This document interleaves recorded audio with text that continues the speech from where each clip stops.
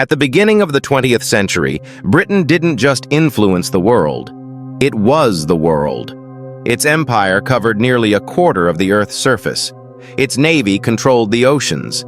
Its currency, the British pound, was the foundation of global trade. If two countries traded with each other, they used pounds. If central banks stored reserves, they stored pounds. If international contracts were written, they were written in pounds. And like every empire at its peak, Britain believed one dangerous idea. This power was permanent. History had crowned them.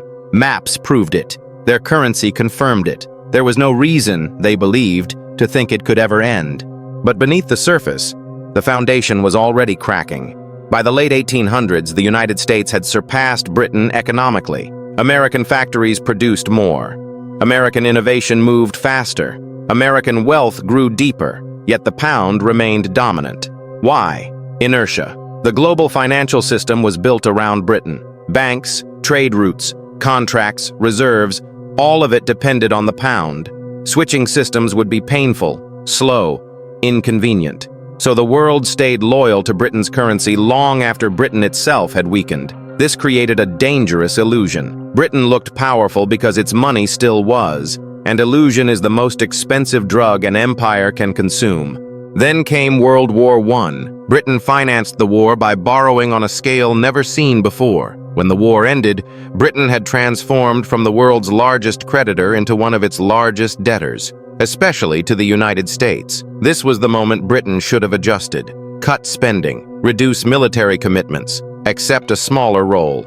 Instead, Britain chose denial. In 1925, it returned to the gold standard at the pre-war exchange rate. They wanted the pound to be worth what it once was, even though the country no longer was. To defend this illusion, interest rates were kept painfully high. Exports collapsed. Unemployment soared.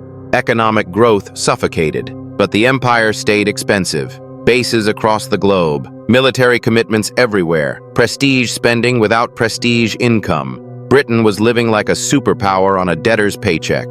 By the 1950s, Britain was exhausted financially, but intoxicated psychologically. It still saw itself as a global enforcer, still believed reputation could replace resources, still believed the world needed Britain more than Britain needed the world. Then Egypt nationalized the Suez Canal. For Britain, this wasn't just economics, it was pride, control, identity. Britain didn't see a warning, it saw an insult. And empires do not respond calmly to insults. Britain invaded Egypt alongside France and Israel. Militarily, it worked. British forces advanced. Egyptian resistance weakened. This success reinforced the illusion. Britain believed power still flowed from tanks and ships. What it failed to understand was that power had moved, from weapons to balance sheets, from armies to creditors.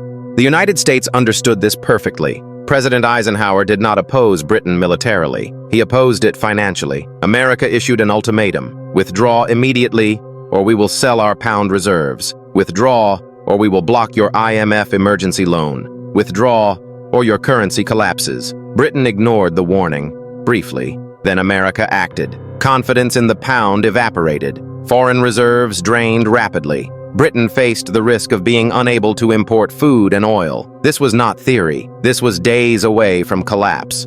British Prime Minister Anthony Eden had no choice. The invasion stopped. Troops withdrew. Britain surrendered. Not to an army, to its creditor. 11 days. That's all it took to end a century of dominance. Suez didn't destroy Britain. Debt did. Suez simply exposed the truth. And this is why the story matters today. Because America is following the same pattern. Debt, overextension, denial, arrogance. Empires don't fall when they're attacked. They fall when reality calls and they can't afford to answer. Britain believed it was too big to fail. Every fallen empire believed the same thing. The question isn't if America will face its Suez moment, it's when.